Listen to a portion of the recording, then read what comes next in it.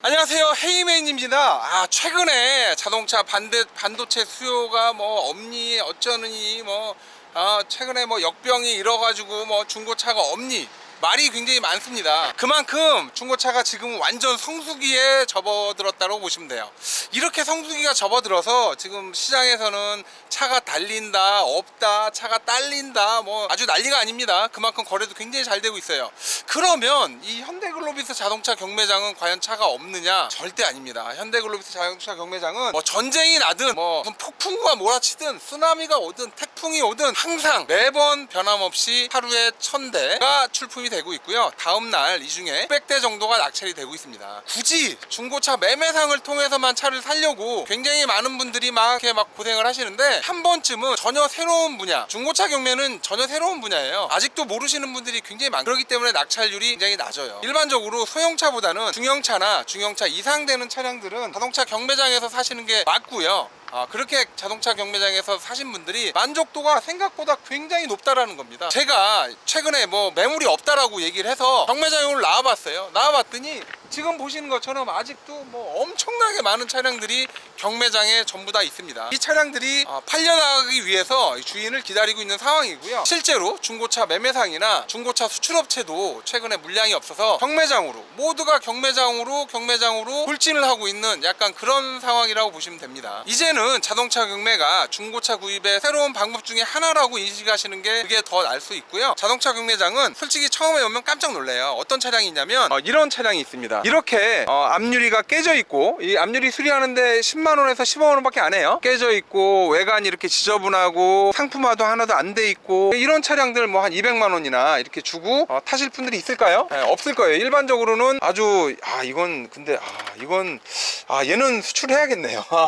얘는 이거 수리가 가져다가 이거 차 만들려면 이거 일이 이런 차량도 있습니다. 이런 차량이 폐차 같지만 실제 폐차되는 건 아니고 2012년식인데 완벽하게 차량을 만들거나 깨끗하게 만들어서 내수로 팔린다거나 출로 나간다고 보시면 돼요. 일반적으로 중고차의 민낯을 보기가 쉽지가 않은데 경매장에 이렇게 와보시면 민낯을 볼 수 있어요. 전차주한테 거의 버림받은 정도의 차량 상태를 보여주고 있습니다. 이게 그냥 차니까 탄 거예요. 이 정도 상태면 자동차 관리가 안 돼 있을 확률이 엄청 높아요. 엔진 오일 정도만 갈고 탔다라고 보시면 돼요. 이런 일을 하시는 분들은 항상 이렇게 클러치 쪽에 페달에 목장갑을 이렇게 껴서 이런 식으로 운행을 하는 경우가 많더라고요. 이거 하나만 보더라도 이런 차량은 사면 안 되는 차량이에요. 이 차량은 수출은 괜찮은데 내수로 이 차량을 깨끗이 만져서 보내기에는 약간 무리가 있는 차 상태라고 보시면 됩니다. 그나마 다행인 게 이런 차량이 하부까지 만약에 망가졌다 그럼 이건 절대 사면 안 되지만 하부는 괜찮아요. 이게 껍데기가 지금 이래서 그러지 실제로 이런 차량들이 엔진이나 미션이 튼튼하고 이 상태로도 앞으로 한 10만 20만씩 뛸 수 있는 그런 경우도 굉장히 많죠. 중고차 수출업체들이 경매장을 좋아하는 이유는 별거 없어요. 지금처럼 민낯을 전부 다 볼 수 있는 상황이고요. 차량을 이렇게 민낯을 봤다 그러면 헤이맨은 사냐고요? 안 사요. 바이어는 사냐고요? 바이어도 조금 애매하죠. 근데 이제 이런 것들은 이제 가나나 아주 못 사는 나라 바이어들이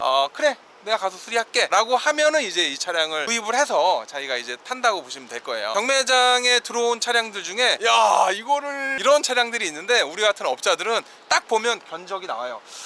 견적이 그래 100만원이면 깨끗해지겠다. 거의 새 차 수준까지 변할 수 있는 게 견적이 바로 나와야 돼요. 그게 안 나오면 차 쪽을 일을 못한다고 보시면 됩니다. 요 적재한 바닥 철판이 21만원, 아마 요즘에 스틸 가격이 좀 올라서 지금 24만원 정도 하는데, 요거는 적재함 쪽은 30만원 정도면 엄청 깨끗해져요. 엄청 깨끗해지고, 앞에 캐빈 같은 경우에는 저희가 한 50만원 정도를 주면 이게 이 판금 좀 하고 이제 전체 칠을 해서 깨끗해집니다. 이제 문제는 이 실내인데, 실내 역시도 실내 클리닝을 한 15만원 정도 주면 솔직히 이런 차량은 이제 잘 안 하려고 하죠. 워낙 신나니까. 그래도 아주 깔끔하게 나와서 이게 이제 중고차로 나간다든가 출로 나간다든가 이렇게 상품화가 이루어진다고 보시면 됩니다. 실제로 중고차 매장에 나와 있는 약간 가격이 저렴한 차량들, 이거는 연식이 좀 있는데 이거는 시세에 비해서 좀 싼데, 이런 차량들이 이런 차량인 경우가 되게 많아요. 전에 이랬던 차량들은 실제로 이제 하부를 보게 되면 하부 로어암이나 이런